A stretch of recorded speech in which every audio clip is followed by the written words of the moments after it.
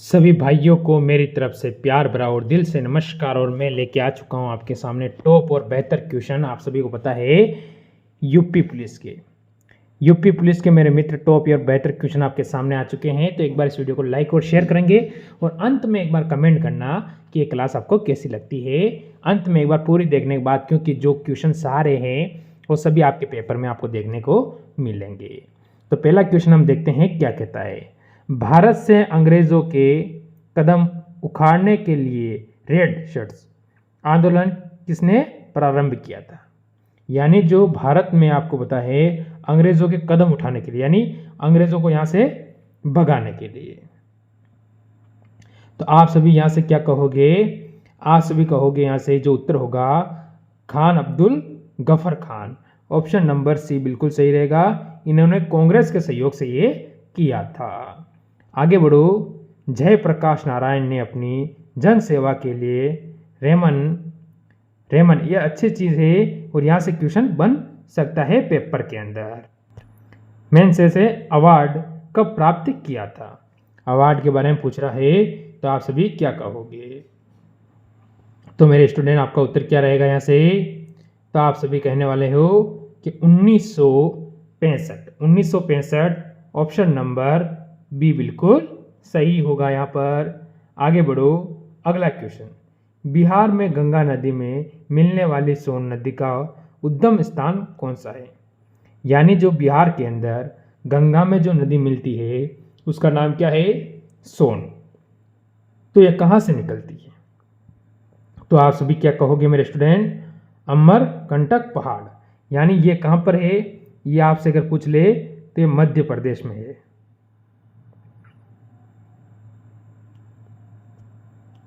मध्य प्रदेश, ठीक है, ये आपको ध्यान रखना है। कहाँ है? मध्य प्रदेश के अंदर। देखो, इरुला जनजाति कहाँ पाई जाती है? जो इरुला जनजाति है वो कहाँ पर पाई जाती है ये आपको बताना है। अब आपके सामने ऑप्शन आता है आंध्र प्रदेश, केरल, तेलंगाना, कर्नाटक, केरल, तमिलनाडु, आसाम, नागालैंड। अब आप सभी क्या कहोगे यहाँ से? आप सभी कहोगे केरल और तमिलनाडु। ऑप्शन नंबर सी यहाँ से बिल्कुल सही रहेगा। आगे बढ़ो। झंडा गीत किसने लिखा था? तो झंडा गीत है वो किसने लिखा है वो हमसे पूछ रहा है। तो क्या कहेंगे हम? श्यामलाल गुप्त पार्षद। क्या नाम है उनका? या बंकिम चंद्र चटर्जी की ओर जा सकते हो आप, क्या रविंद्रनाथ टैगोर की ओर जा सकते हो, मैथिली शरण गुप्त की ओर जा सकते हो, श्यामलाल गुप्त पार्षद। तो ऑप्शन नंबर आप सभी डी की ओर जाओगे, जो कि बिल्कुल सही और सटीक उत्तर अपना यहां से बन जाएगा। आगे बढ़ो। पिपली घाट दर्रा किस पर्वतीय भाग में स्थित है? पिपली घाट दर्रा है जो आपको पता है पहाड़ों के बीच में रास्ता होता है आने जाने का, उसे दर्रा कहते हैं। तो वो कहाँ पर स्थित है? पूर्वी घाट, पश्चिमी घाट, विंध्याचल श्रेणी, अरावली। अब चार में से आपका उत्तर क्या है? तो आप सभी स्टूडेंट कहोगे ऑप्शन नंबर डी, अरावली बिल्कुल सही है। आगे बढ़ो। निम्नलिखित में से कौन सा भारत में डेल्टा बनाने वाली नदी है? यानी ऐसी कौन सी है जो भारत के अंदर डेल्टा बनाने वाली नदियां हैं? अगर हम यहाँ से देखेंगे तो जैसे हम कह सकते हैं कौन सी डेल्टा बनाने वाली? गंगा, ताप्ती, कृष्णा, गंगा, महानदी, नर्मदा, कावेरी, गंगा, महानदी, नर्मदा, ताप्ती, कृष्णा। तो आप सभी कहोगे Kaveri, Ganga, Mahanadi. Option number C यहाँ से बिल्कुल सही रहेगा। आगे बढ़ो। भारत के पश्चिम समुद्री तट पर वर्षा किस मानसून से होती है? भारत के जो पश्चिमी समुद्री तट है जहाँ पर वर्षा होती है उसका मानसून क्या है? तो आप क्या कहोगे? उत्तरी पूर्वी, यहाँ से दक्षिण पश्चिमी, दक्षिण पूर्वी, उत्तर पश्चिम। तो अब आप सभी से कहेंगे कि यहाँ से हमारा उत्तर होगा ऑप्शन नंबर बी, दक्षिण पश्चिम बिल्कुल सही रहेगा। आगे बढ़ो अगले क्वेश्चन पर। निम्नलिखित में से किसको भूरा कोयला कहा जाता है? ये आपको बताना है कि किस चीज़ को भूरा कोयला कहा जाता है। तो हम यहाँ से क्या कहेंगे? तो हम सभी यहाँ से क्या कहेंगे? भूरा कोयला किसे कहेंगे ये आपसे पूछ रहा है। तो आप लिग्नाइट यानी ऑप्शन नंबर मेरे स्टूडेंट ए वाला यहाँ से बिल्कुल सही रहेगा। आगे बढ़ो। अगला क्वेश्चन कह रहा है वात्सल्य मेला प्रतिवर्ष कहाँ आयोजित किया जाता है। वात्सल्य जो मेला है प्रतिवर्ष कहाँ पर आयोजित किया जाता है? यहाँ से चंडीगढ़, बेंगलुरु, भोपाल, नई दिल्ली। तो इसमें बेंगलुरु और दिल्ली को आप जानते होंगे। भोपाल किसकी राजधानी है? मध्य प्रदेश की। ये आपको ध्यान रखना है, कहीं पूछ सकता है राजधानी। तो चंडीगढ़ दो की, एक तो किसकी? हरियाणा, और एक पंजाब, दोनों की राजधानी क्या है? चंडीगढ़। तो आपका उत्तर क्या है? दिल्ली, ऑप्शन नंबर डी बिल्कुल सही है। आगे बढ़ो। निम्नलिखित में से किस महाद्वीप में एक भी मरुस्थल नहीं है? ऐसा महाद्वीप कौन सा है जिसके अंदर कोई मरुस्थल नहीं है, यानी बिना मरुस्थल वाला महाद्वीप है? एशिया में आपको पता है गोबी मरुस्थल है, यानी यहाँ पर बहुत सारे मरुस्थल हो जाते हैं, थार है वगैरह। तो आप कहोगे अफ्रीका में सहारा हो जाता है, ऑस्ट्रेलिया में भी मरुस्थल है। पर आप कहोगे यहाँ से यूरोप, ऑप्शन नंबर बी, यहाँ पर कोई मरुस्थल नहीं रहता है। आगे बढ़ो। देखो अगला क्वेश्चन आपको क्या कहता है। तो सहभोजिता में क्या होता है? इसके अंदर होता क्या है वो आपको बताना है। तो क्या होता है? तो जल्दी से बताएंगे आप सभी। तो क्या कहोगे?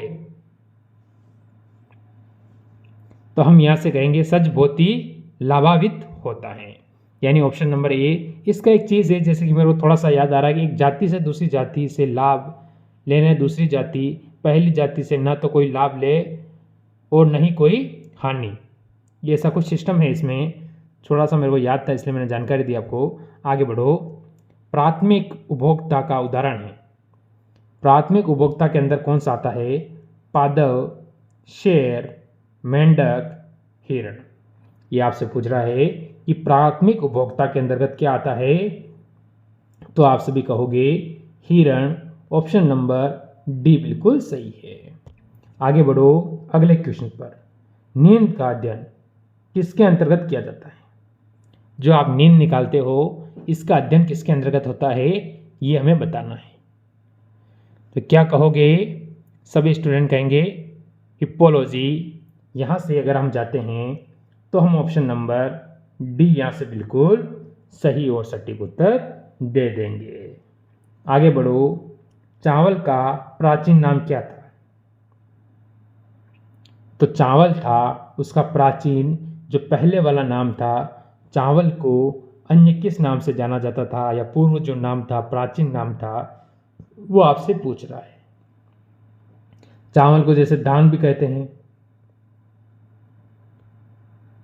तो हमें प्राचीन जो नाम था उसके बारे में पूछ रहा है। तो क्या कहेंगे? रही, ऑप्शन नंबर डी यहाँ से बिल्कुल सही है। आगे बढ़ो।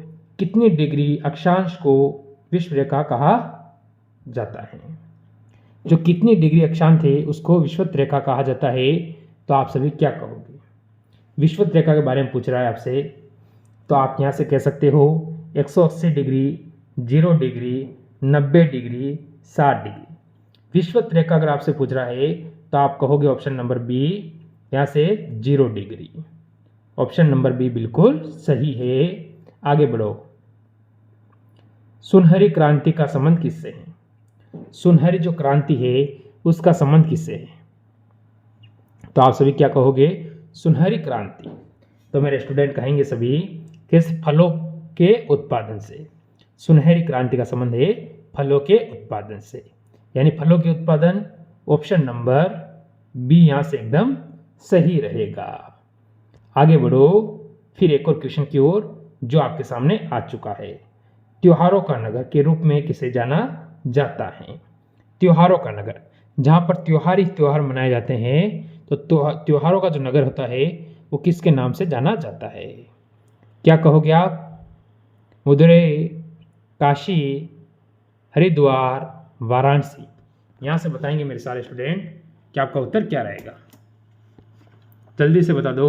यहाँ से आपका उत्तर क्या है, सभी अपना उत्तर जल्दी से देंगे तो आप कहोगे मदुरै।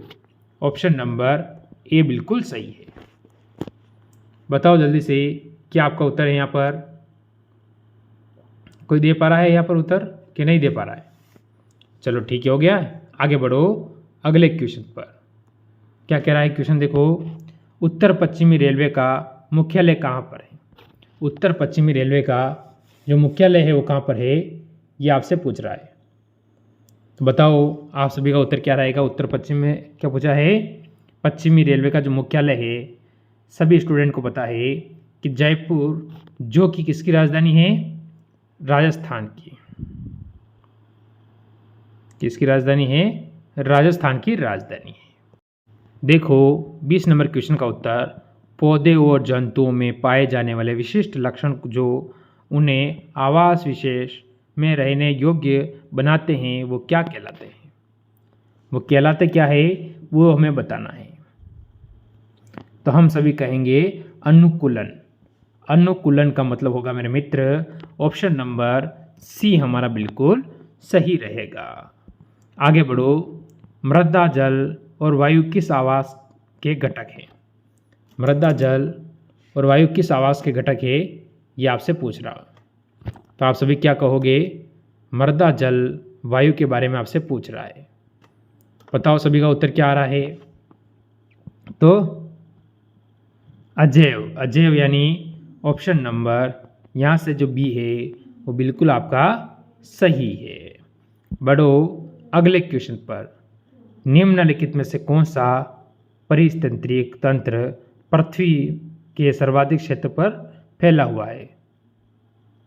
तो हम क्या कहेंगे यहाँ से, जल्दी से बताएंगे। क्या इसके लिए मैं आपको HW दे दूँ कि पृथ्वी पर सर्वाधिक चीज़ क्या फैली हुई है? तो आप बता सकते हो क्या रेगिस्तान है, घास के मैदान है, पर्वत है, समुद्रिक है? तो क्या बता पाओगे, नहीं बता पाओगे? ये तो आसान है, तो मेरे हिसाब से ये सभी बता देंगे। आगे बढ़ जाओ अगला क्वेश्चन, रेगिस्तान में उगने वाले पौधे को कहते हैं।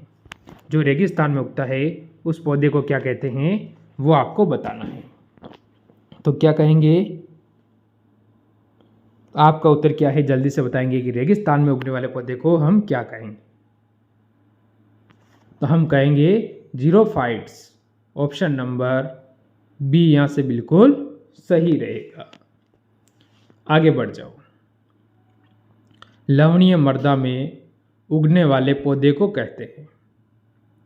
लवणीय मृदा में उगने वाले पौधे को क्या कहते हैं उसके बारे में पूछ रहा है।